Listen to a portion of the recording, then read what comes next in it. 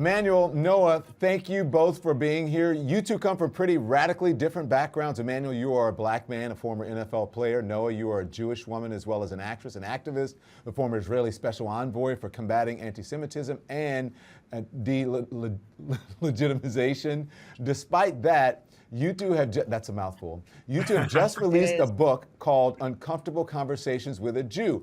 I am wondering, why didn't you guys call me? Because I'm part of a Black Jewish alliance. Nobody called me. No one got me in on this conversation. So I don't know. I'm not sure how uncomfortable the conversations are going to be here, but I'm sure. Let's get into it because you know what? Be careful, Don. You're just going to become. You know, we're gonna draft you to help the book. So there you go. Listen, I think that having uncomfortable conversations and being civil is what it's all about. That's how you hash things out. So again, thank you for being here. Tell me how you came up with this concept. What is this all about? How did you guys decide to work together on this project, Emmanuel? Yeah, well, Don, I think that far too often marginalized communities, we fight in silos. You have the black people fight for black people, women, they fight for women, the LGBTQ plus community, they fight in silos. But Don, I thought to myself, what if we collectively decided to fight for and with one another? I realized and recognized that our Jewish brothers and sisters were hurting, and so there was no more brilliant voice, particularly even 2 years ago when I first reached out to Noah, no more passionate voice to talk about the matters of anti-Semitism than Noah's. And so really, I just wanted to open up my mind, open up my heart. So I reached out to Noah, and thankfully she was willing. Noah, I'll kind of let you take it from there. Yeah, Noah, were you reticent at first, or did you say, yes, let's do this immediately? What was the process? Wow, oh my God, it was the fastest yes I've ever said in my entire existence. Look, when Emmanuel reached out to me, he noticed something that a lot of people didn't, and that is the rise in anti-Semitism. So obviously after October 7th and October 8th and all the demonstrations and the hate that has erupted all around the world against the Jewish community, a lot more people have noticed this, but Emmanuel noticed this first. And he reached out to me because he saw the rhetoric and the tweets and the hate and the attacks, and he wanted to help. He literally said, I want your community to know that help is on the way. And I started crying. I was like, oh, yes, of course, I would love to do this, because I do think that is so extraordinary to reach out to other communities, and for Emmanuel to be this kind of social justice warrior and change maker in our society, and be willing to put his put his money where his mouth is and put himself out there to have this conversation, to me, was extraordinary. It's interesting because if you look at through American history, especially during the Civil Rights Movement, there was a Black Jewish alliance, right? That Jewish people were heavily involved in the Civil Rights Movement. So, you know, now it seems like some novel idea and a new idea, but this isn't a new idea. I think this is sort of the, the rejoining. It could be the rejoining, or rekindling, as we say in the community that I'm in, the rekindling of the Black Jewish Alliance. Emmanuel, let me ask you, because you previously wrote Uncomfortable Conversations with a Black Man, Uncomfortable Conversations with a Black Boy, as well as a YouTube title. They're all centered around being, the Black masculine experience in America. How did that Black masculine experience shape your view of Israel and of the Jewish people? Did it have any influence on that? Really good question, Don, and also very good insight you mentioned about the Black Jewish Alliance historically. I don't want that to fall on deaf ears either. My experience allowed me to realize that before you go into that, let's talk a bit about that, and then you can tell me about shaping that experience, because you're right, that's really important. Let's talk about that history and what happened, Emmanuel. Why did it fray or fracture? In my experience, and Noah and I have talked a lot about this, this is one of the cruxes of the book, is life got more divisive in that we started to lower our minds and our thinking to the lowest common denominator of black and white, and you must fall into this black and white box. I believe that societally we put Jewish people into the white box, and we put black people, obviously, into the black box. And because there is so much tension in society between the black and white community, so long as Jewish people are perceived as white by the black community or the non-Jewish community at large, then there will be tension there. Don, I can't tell you how many times people have commented to me, hey, you're dancing for the man, called me a coon, asked if my feet are tired because I'm dancing. But to be dancing for the man is to imply that Jewish people are the white man. Yeah. But in talking with Noah and in talking with Jewish people, you will very quickly learn they don't perceive themselves as white. Now, Don, one of the greatest illuminations in my mind in talking to Noah was the understanding that, okay, yes, Jewish people, they do get some of the benefits of being perceived as white in America, but that does not make them immune to oppression at large. So, Don, you brought up a fascinating, nuanced, brilliant discussion. Let me jump in here, because often it's not necessarily always how you perceive yourself, is how others perceive you, right? It's just when people say I'm mixed race, but when someone of color is discriminated against, they don't say, oh, well, your mom is white, well, you look black, right? So, and here's the thing, part of one person who really educated me on, the Black Jewish Alliance and that experience in America was Professor Mark Dollinger. And he talks about, similarly, what you said, Emmanuel, about Jewish people having the opportunity, Noah, to assimilate, black people not having that opportunity. Black people or African Americans may be resenting, there may have been some resentment among African Americans because Jewish people can assimilate, and they felt that Jewish people left them behind. Do you think that's true? What do you think about that? Yes, I do think that's true, and that was one of the things that we talked about, and one of the most illuminating and uncomfortable and beautiful conversations that Emmanuel and I had that taught me a lot about the Black experience. Because in my perception, first of all, Jews, when the kind of parameters have changed to oppressor, oppressed, and melanin in the skin, Jews didn't fit into that.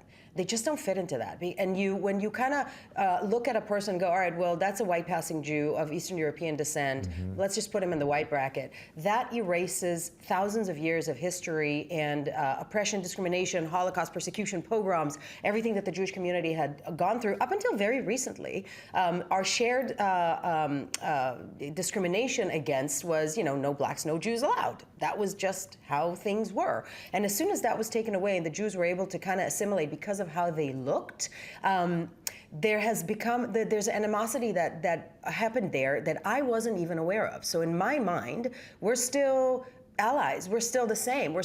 I know that I'm not fully accepted. I know that anti-Semitism is out there. I know that people are suspicious to Jews and they kind of don't like them and they have a conspiratorial kind of concept and essence about them. And I know that anti-Zionism is all over the place and people are blaming Israel for literally everything. And I know I'm not fully accepted, but my black friends and colleagues did not see it that way, and I did not know that. Yeah. So having that conversation, or as Emmanuel was saying, he said something to the effect of when Jews are allowed in the playground and I'm the kid that's not allowed in the playground because I have something I can't hide, that is something that causes resentment. And I had no idea about that. And it was incredible to have that conversation. And as I say in the book a lot, and I say it in life as well, the only way out is through.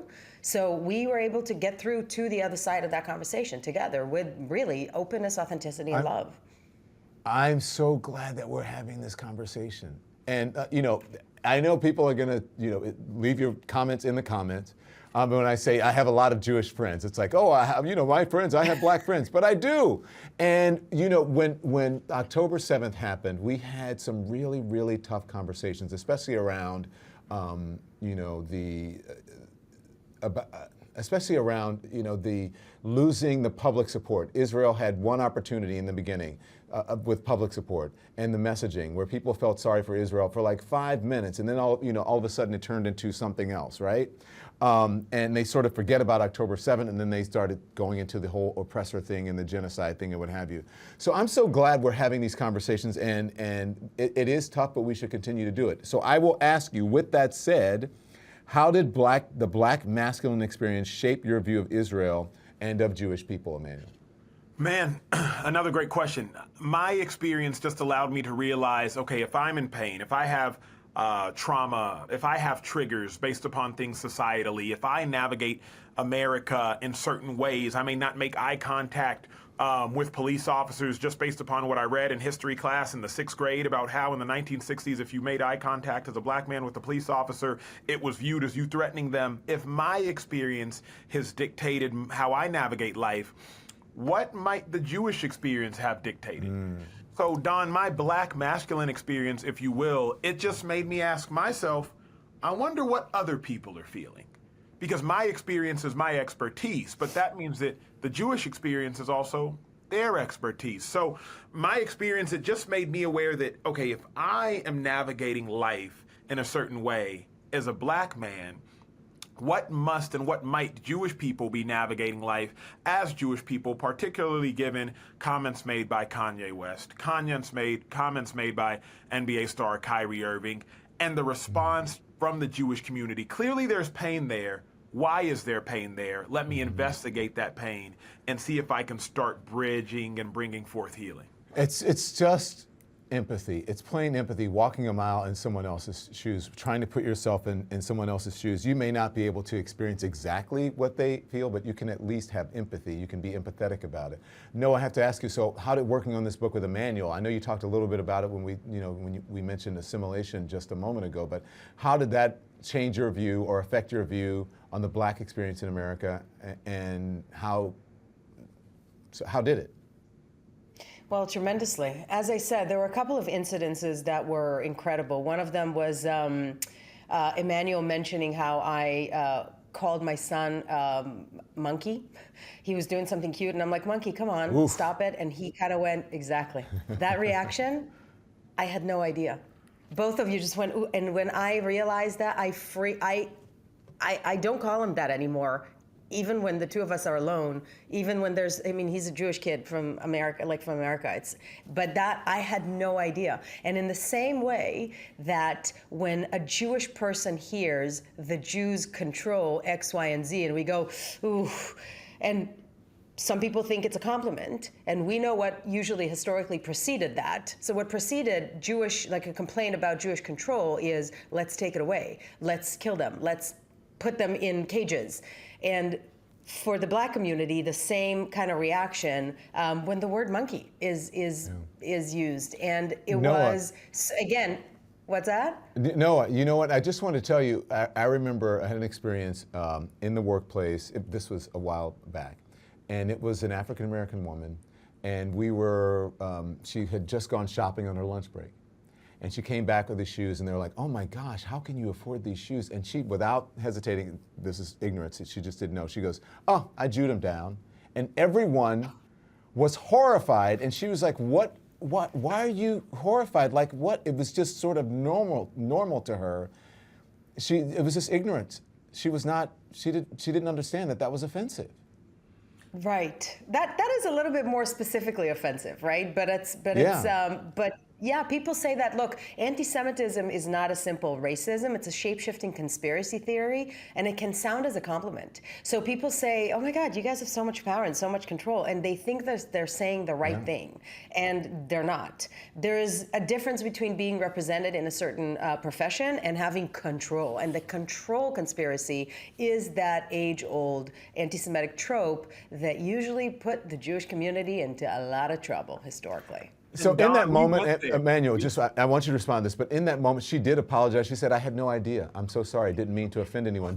So what do you do in that moment when something like that happens? The beautiful part of our situation, I do want to clarify for the viewers, the offensive part of referring to a black child as such a little monkey is historically being called a porch monkey, or even black individuals. I know myself, along with several of my black friends growing up, being called monkeys based upon different physical attributes.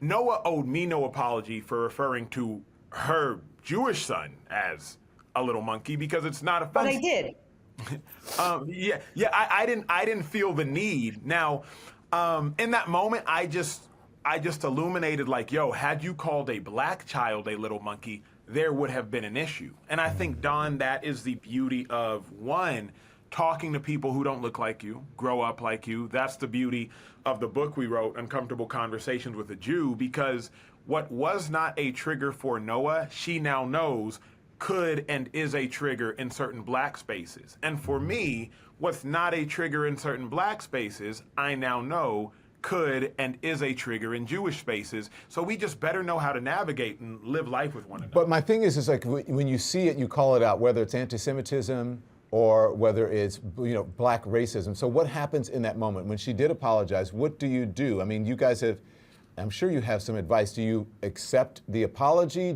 How does one react in that situation? What would your advice be? It's hard to tell someone how to react, but I live by three components, Don. Truth, love, grace. Truth, love, grace. For those watching, listening, truth, love, and grace. Because if you only speak with truth, though it might be honest, it might be a little too sharp to be received. And if you speak with grace but no truth, then though it's kind, it's like superfluous nothings. But I think most importantly, in what Noa and I realized potently through this book, nobody cares what you know until they know that you care. And so as long as you have truth, you have love, and you have grace, then even if you mess up or make a mistake or say something that could have potentially been offensive, the individual knows that you care, and it may not have come from an offensive place. So that's what I would say as a speaker, but I can't tell someone how to feel. So listen, I want to ask you about, can we talk about Israel-Gaza a little bit, and just the timing of releasing this book, during the conflict as this war is continuing to unfold. I want to ask you, Noa, do you think that this is a book that we need in this time, or did you say, oh my gosh, wow, what a time, we're releasing this book in the wrong time? Sadly, it's never quiet. When you live nearby a terrorist organization that wants to take you down with jihadi culture that is not interested in life, which is what Hamas and Hezbollah and all the proxy wars that Iran is waging against Israel, there's always going to be something. So I've learned that there's never a good time. And generally speaking, I'm very happy the book is coming out right now. It's coming out at the time where people are understanding that there's an issue in terms of Jew hatred in America and in terms of anti-Zionism in the West. And this is one of the best times to have this conversation, to bring out the topic of this jihadi war that is waging right around the corner from us, and the hostages, 133 hostages that are still held by a terrorist organization in Gaza. Mm-hmm. So it's a great time to have this conversation in terms of both in terms of what's happening in America and in terms of what's happening around the world. Do you agree with that, Emmanuel? Yeah, I think that there's no better time for the book than now. Unfortunately, it takes trauma to breed empathy. Unfortunately, I think societally we saw that with the murder of George Floyd. The murder of George Floyd was just trauma caught on camera. It's not as though it was new, it was just recorded. And so after the murder of George Floyd, as the whole world had to sit in silence due to COVID, all of a sudden there became a lot more empathy for the Black and brown community. I think the war going on in the Middle East, the war going on in Israel, has now caused people to at least become more aware. And then with awareness can come empathy, but hopefully with awareness comes education, and that was the point for the book. So people are going to say, oh my gosh, all right, guys, let's be honest. This is not all kumbaya. I'm sure there has to be places where you disagree. Where do you two still disagree the most? No, we disagree the whole book. Yeah, I mean, the whole point, look, there was a moment in our conversation and a moment of us writing the book, because again, we started writing the book before October 7th, that the book fell apart. We got to such a fight situation that the book didn't happen. We walked away. We're like, F that, we're out. So, and when we decided to, as we say, the only way out is through, when we walked and through it and worked through it, and we sat down, we were like, we're putting this in. So that's in the book. The book also allows you to, it shows you how to have these conversations. Because uncomfortable conversations are what you have to do in life. The whole concept of I don't want to get triggered and let's find safe spaces. When there is love and authenticity and a real intentionality to learn, you can and should have conversations about everything. So for the non-Jewish community, this would be very interesting and also entertaining and fun and kind of choppy at times, right? Kind of a book. And for the Jewish community, this would be a way to learn how to have these conversations. When Emmanuel and I started to talk about Zionism, it didn't look good. That was not a good conversation. I want to ask you about that. Okay, hang on, hold that thought. But Emmanuel, you guys walked away from this book? Yeah, more specifically, Noa walked away from the book. More specifically, in the midst of everything, I was like, okay, well, I need to speak to a Palestinian. I need to speak to a Israeli, and the Palestinian that I chose to speak to is just a very inflammatory Palestinian. She is a woman who has spread a lot of dangerous things, particularly if you ask a Jewish or Israeli person. And so, or if you don't like jihadism, sorry. And so, in doing so, Don, Noa was greatly offended. And self-admittedly, we put it in the book, so I'm not saying anything that Noa would disapprove of. She stopped responding to my messages, and This is all great, though. This she was is just kind of like, great. I'm good. Yeah, but I mean, that's how families do. I get mad at my sister, and I'm like, I'm not talking to you, and we don't talk for a couple of days, and then it's like, all right, what do you want? You know. So I think that's great. So what brought you back? Because listen, I think that I think it's important to listen to people, but then if one becomes extreme, meaning the person that you're listening to, or then there's a certain point where you have to like cut ties and go, okay, you're crazy.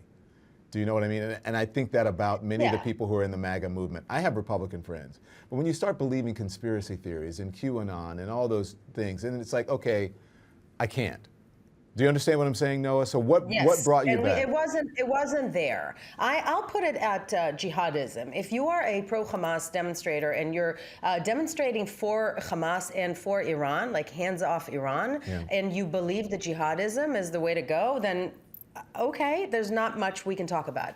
Obviously, it wasn't where we were. Emmanuel was speaking to a person who is a Hamas supporter, essentially, and we had a conversation about that. This was literally a few days after October 7th, so everything was still very raw and very upsetting. But ultimately, honestly, I feel like we both felt that this book and this conversation is more important than how we feel or how I feel. And I still stand by the fact that that woman is extreme and should not have been given a platform. And I still think that the timing was wrong. But I also think that it's more important that we will have this conversation right now with you and allow people the opportunity to read this book than anything else. This moment is too big. It's bigger than both of us. Okay, so listen, what you should know, I'm glad that you realize that when something is bigger than a disagreement or what have you. Noah, I have to ask you in an interview, because you mentioned Zionism, right? In an interview with Fox News, you said that anti-Semitism and anti-Zionism are the same. That has been a controversial view in Jewish spaces. When people say, just because I'm anti-Zion, it doesn't mean that I'm anti-Jew or that I'm anti-Semitic. Do you understand what I'm saying? So, yes, speak, and I speak disagree on that, with the premise please. Yeah, I disagree with the premise of the question entirely, and I'll tell you why. Because you can find crazy people in the black community that say stuff like slavery was a choice, for example, like and Kanye nobody West, gives them credence. I'm not saying who, I'm just saying you hear these crazy things coming out. Yeah. What happens, what happens is that there's a very small percentage of Jews that don't want Israel to exist, and that is the difference. First of all, let's clarify this. Zionism is the Jewish people's right for a country, for self-determination. It's Israel's right to exist. That's all it is. It has been handed a lot of bad connotations that just aren't true. So if you are against Israeli politics, Israel policies, Israeli politicians, that's fine. You criticize Israeli government's actions, that's totally fine. That is not anti-Zionism. But if you want Israel to not exist, that's anti-Zionism, and it's usually saved for one country in the world, and that is Israel. Now, you cannot take the less than 5% of the Jewish community that doesn't think Israel should exist at all and actually use them to demonstrate and show anything about the Jewish community. That's called tokenizing, and you're tokenizing a very small percentage of the Jewish community around the world and trying to make a point. Now, a lot of Jews in America, a lot of Jews around the world, a lot of people have issues with the Benjamin Netanyahu government,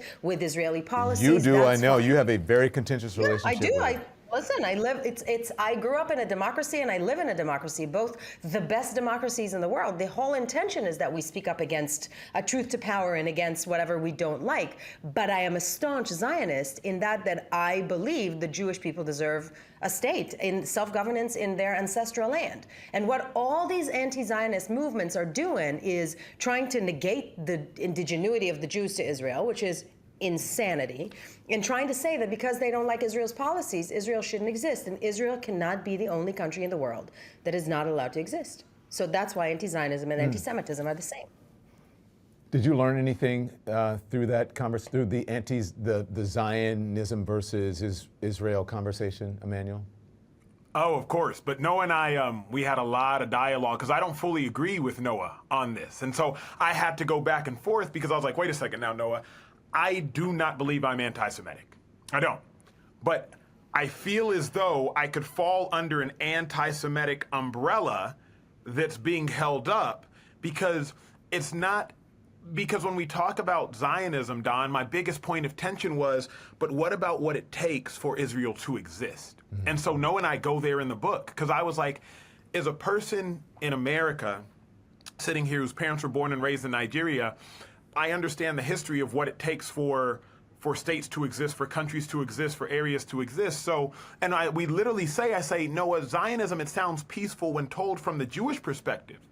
But what about the perspective of the individual who lost their home? What about the perspective of the hundreds of thousands of people who had to flee? What about the perspective of the refugees? Like, Don, something just didn't sit right with my spirit there. And the conversation we had was that just even the fact that he's asking this question, meaning when countries are formed, it's not pretty. Right? It's never pretty. Israel didn't start that war even in 1948. Israel didn't actually, the Arabs in the region they told the locals to leave. Like there wasn't this massive ethnic cleansing. Even the concept of how Israel was created was lied to in America for like decades. So the concept, this question that you kind of go, yeah, but what does it take for Israel to exist? What does it take for any country to exist? And trust me, it's not as bad as literally any other country in the world. But here's the thing, I think how this is how African Americans relate to it in the form of America. Right. How Americans relate to it, the Native American experience, right? And I think that's how Americans relate to it. And then of course African Americans being brought here, that's a whole different thing. But I want to continue. So I want to hear more from you, Emmanuel, about the sort of Zionism experience, because you didn't quite finish your thought, and I want to know how you guys came back together on that, or if you still disagree on that. I don't think I see it. Well, I know I don't see it exactly like Noah. The reason being is, Don, so many people in the black community, they would reach out to me and cuss me out, if I'm being frank with you, Noah, and the viewers, cuss me out of like, how the heck can you sit here and talk to this woman? They don't say heck, Emmanuel. I know, but you know, I'm paraphrasing. How you can say it. You're on streaming. You can, but whatever. Go on. To this woman who's pro-genocide and this woman who's a Zionist. And Don, true story. And Noah, can I share the story if you don't mind? The story from this weekend. Of course. Don, true story. It literally just happened to me. I'm leaving dinner. I'm by myself. I'm walking out. I'm in Hollywood. It's 9 o'clock at night. I am at dinner. I am not at a rally. I am not at a convention. I am at dinner. I'm leaving dinner, and I hear a murmur as I walk by, and I look to my left, assuming the individual might say something like, hey, I love your work, etc. That's usually what I get. It's calm, it's kind, it's quick. Don, I look to my left, and the individual looks at me, and she says, I hope they paid you well. Ooh. Ooh. Now, mind you, Don, I'm 6'2", 235 pounds, so I'm not the one to try. And so I look at her, and she says, I hope they paid you well. So now, Don, is fight or flight. I choose the fight. So I say, who is they? She says, the Zionists. Wow. So now I'm like, wait, what? So now, mind you, I'm sitting here thinking to myself, you hope they paid the Zionists? I said, look, I am a seeker of truth, of love, and peace. I have to diffuse the situation because I'm in Hollywood and I have an image to protect. So I asked her, I say, what's your name? She said, you don't deserve my name. Wow. I said, you know what? God bless. Have a good day. I say all of that to say, this woman was a brown-skinned individual wearing a headscarf of some sort. I can't speak to her ethnicity or her race. I don't know it. Can't speak to her religion. I don't know it. I can just describe who she looked like. I say that to say, Don, there are so many black and brown individuals who are coming at me saying what Noah is saying is wrong. Now, it's not to say that they're right, but it is to say, you know what? I have to, as a black man, make sure I do my due diligence.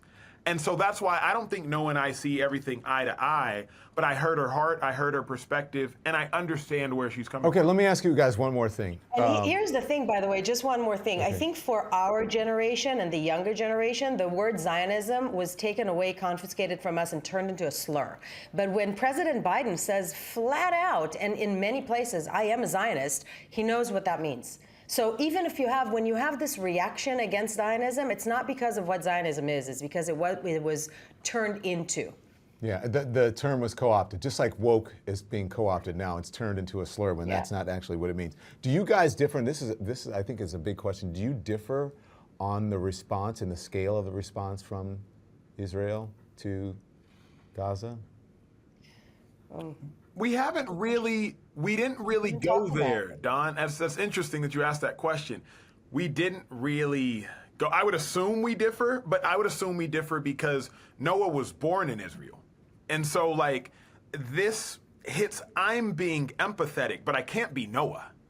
You feel me? So, like, as much as I can walk in her shoes still weren't made for me.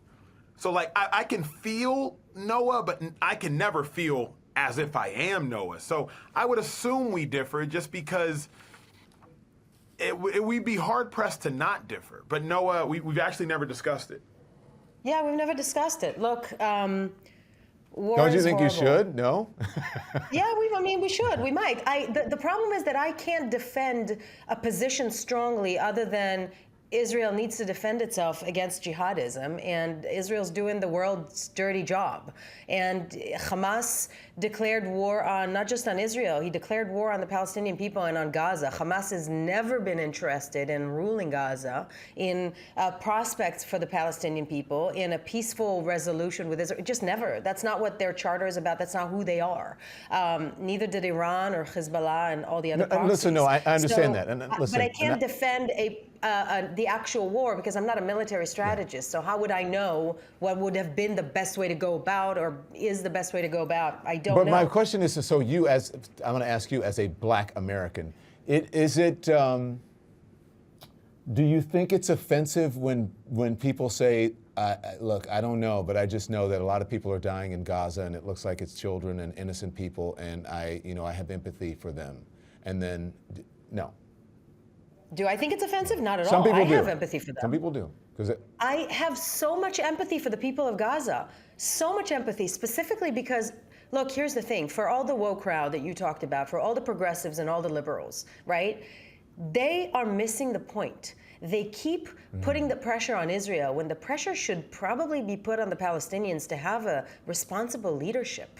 They have been failed by their leadership for decades, and that includes Hamas. Hamas took Gaza, which again, Israel doesn't control Gaza since 2005, right? And they turned it into a three-dimensional terror country. It's like there's a three-dimensional chess that's happening there that is not designed to help the Palestinian people. So why isn't the international pressure being put on Hamas to release the hostages, to drop jihadism? To put it in, that is the culture that is going up against all of us, and consistently putting the pressure on Israel is not getting the result that they want, and B, and that was what I was arguing in the book, is coming from a place of suspicion towards the Jewish people, of kind of thinking that the Jews have more power than they do, of somewhat subconscious anti-Semitism, subconscious bias against the Jews. Well, when you said that, the Palestinian people, there's a responsibility for them to fight against Hamas. I'm sure, yes, it is. I'm sure that's tough. But I think it's a similar analogy when it comes to the Republican Party. It's up to Republicans to get rid of the extremists, the MAGA wing of their party. Maybe the next book is Uncomfortable Conversations with a MAGA Person. I don't know. That would maybe we can all three work on that together. You guys are great. I would love for you to come back. I'd love you to be a part of this program. And I love having uncomfortable conversations. Even if we say the wrong thing sometimes, our hearts are in the right places. So, Noa, thank you. Much success with the book. Thank you, Emmanuel. I appreciate it. The book is called Uncomfortable Conversations with a Jew. And we just had one, kind of, not really, but I think was productive. We'll see you next time. Thanks. Thank you so much, Don. Thanks for watching The Don Lemon Show. Make sure you click on the image in the top right to subscribe to my channel and the thumbnail in the bottom right to watch more content from my show. And I'll see you next time.